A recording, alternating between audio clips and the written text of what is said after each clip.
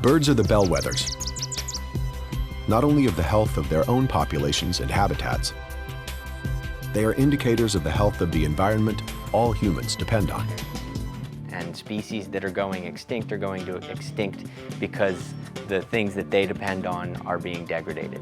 So the estimates are something between 1.4 and 6 billion birds per year being killed by cats. And that's going to be ultimately a problem for ourselves. So we sleep in the bed that we make.